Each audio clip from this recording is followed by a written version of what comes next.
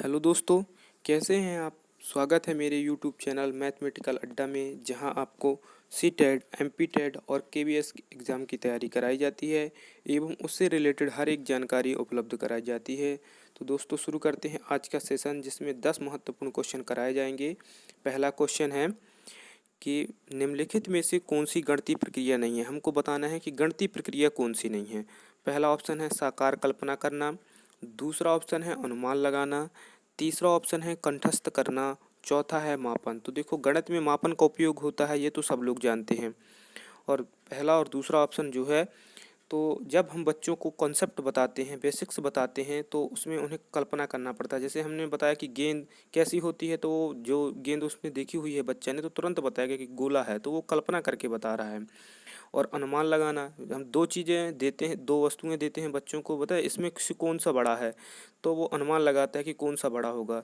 तो ये भी किया जाता है। जबकि जो कंठस्थ करना है, याद करना है, गणित में नहीं सिखाया जाता है, रटना नहीं सिखाया जाता, तर्क करना सिखाया जाता है। तो हमारा ऑप्शन तीसरा आंसर हो जाएगा कि रटना या कंठस्थ करना गणितीय प्रक्रिया नहीं है।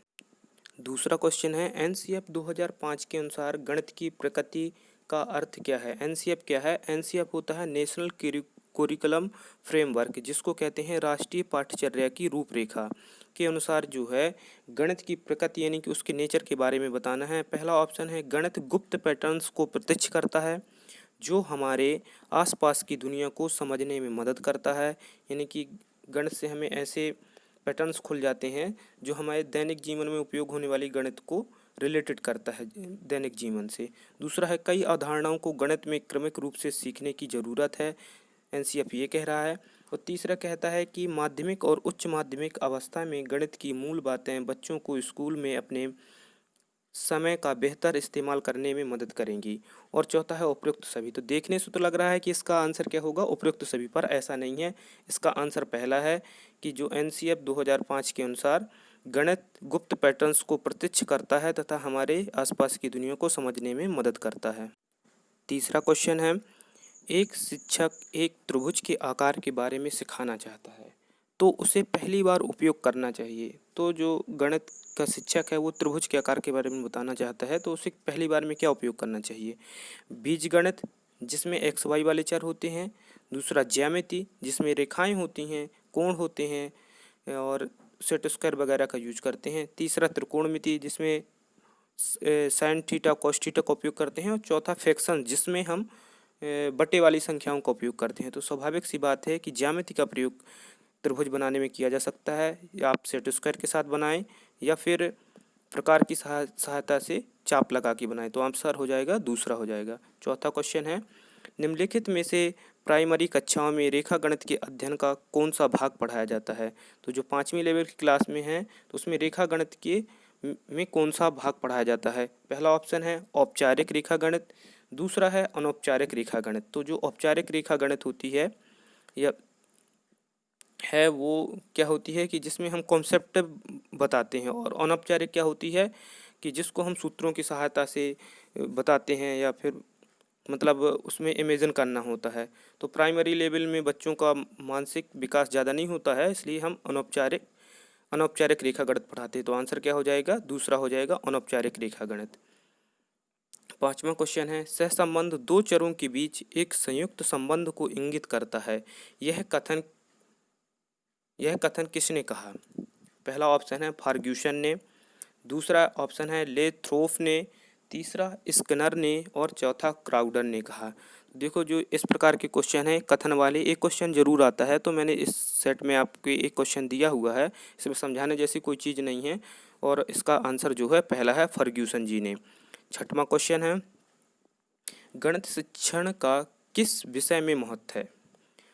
तो हमें बताना है कि गणित शिक्षण का किस विषय में महत्व ज़्यादा है।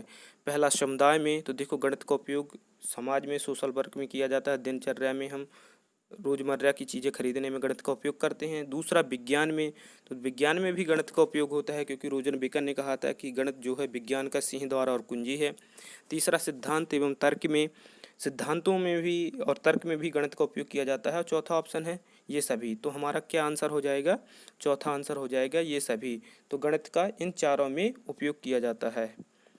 अगला क्वेश्चन है कक्षा 4 के विद्यार्थियों को समझाना है कि 1/10 जो है वो 1/100 से बड़ा होता है। तो निम्नलिखित में से कौन सी शिक्षण अधिगम सामग्री TLM सर्वाधिक प्रयुक्त होती है? तो TLM होता है टीचिंग लर्निंग एड। तो पहला दिया हुआ है संख्या चार्ट। तो देखो, संख्या चार्ट का उपयोग संख्याओं को समझाने में किया जाता है, ना कि फ्रैक्शंस को समझाने में। और जो हमको दिया गया है वो फ्रैक्शंस दिए गए हुए हैं, बटे के रूप में दिए गए हैं। गिनतरा या अबेकस, इसका प्रयोग भी हम क्या करते हैं, गिनती सिखाने के लिए करते हैं। और जो 10x10 का वर्गीकृत ग्रिड है, तो देखो जब 10x10 का वर्गीकृत ग्रिड होगा तो हम उसमें 100 टोटल पार्ट होंगे, जिसमें से हम बता देंगे कि 10 भाग, यदि 100 के 10 भाग किए जाएंगे तो प्रत्येक भाग में 10-10 आएंगे, और यदि उसके 100 भाग किए जाएंगे तो उसमें एक भाग आएगा। तो हमारा ऑप्शन आंसर हो जाएगा तीसरा 10x10 का वर्गीकृत ग्रिड।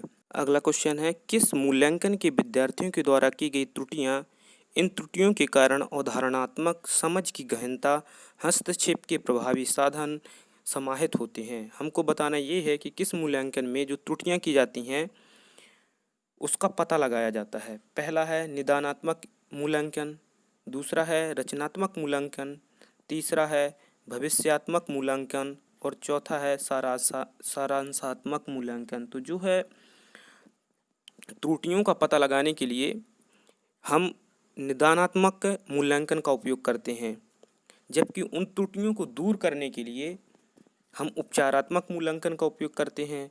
तो हमारा जो सही आंसर हो जाएगा वो पहला हो जाएगा, निदानात्मक मूल्यांकन। अगला क्वेश्चन देखते हैं, गणित में अभ्यास कार्य के महत्व या फायदे हैं? कौन से फायदे हैं अभ्यास कार्य के, हमको ये बताना है।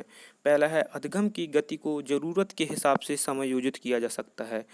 तो जो अभ्यास है उसके द्वारा जो क्या कहता है कि जो अधिगम यानी कि लर्निंग है उसकी गति को क्या करते हैं, एडजस्टमेंट, समायोजन मतलब एडजस्टमेंट किया जा सकता है। दूसरा ऑप्शन है छात्रों की याददाश्त की जांच की जाती है। तो अभ्यास के द्वारा छात्रों की याददाश्त की जांच की जाती है कि उनने कितना सीखा। तीसरा, सीखी गई सामग्री की सटीकता में सुधार किया जा सकता है। उनकी जो क्या सीखा उनमें उसकी सटीकता से जानकारी की जाती है। उपरोक्त ऊपर के चारों चौथा आंसर है। तो हमारा आंसर क्या हो जाएगा, उपरोक्त चारा हो जाएगा। निम्नलिखित में से कौन सा गणित में निदानात्मक परीक्षण का उद्देश्य नहीं है? हमको बताना है कि जो चारों ऑप्शन दिए गए हैं उनमें से निदानात्मक जो परीक्षण है उसका उद्देश्य कौन सा नहीं है। यहाँ पे नहीं शब्द देखना है, बहुत बार हम नहीं शब्द का ध्यान नहीं देते हैं और गलतियाँ बहुत ज़्यादा हो जाती हैं। तो पहला ऑप्शन है बच्चों में अधिगम के दौरान कमियों व कमजोरियों को ज्ञात करना, जबकि निदान में तो हम कमजोरियों को ज्ञात करते हैं, तो ये अब हमारा सही आंसर नहीं होगा। दूसरा है बच्चों की प्रगति रिपोर्ट भरना, तो निदानात्मक परीक्षण में प्रगति रिपोर्ट भी भरी जाती है, तो ये भी अपना आंसर नहीं होगा। अभिभावकों को प्रतिपुष्टि देना, प्रतिपुष्टि क्या होता है, फीडबैक होता है, तो इस निदानात्मक में प्रतिपुष्टि भी दी जाती है, तो हमारा ये भी ऑप्शन सही नहीं होगा। तो हमारा सही ऑप्शन क्या हो जाएगा, उपयुक्त में से कोई नहीं, तो चौथा आंसर हो जाएगा। दोस्तों ऐसे ही वीडियो और देखने के लिए मेरे चैनल मैथमेटिकल अड्डा को सब्सक्राइब करें, लाइक करें और शेयर करें, ताकि सबसे पहले जानकारी अब तक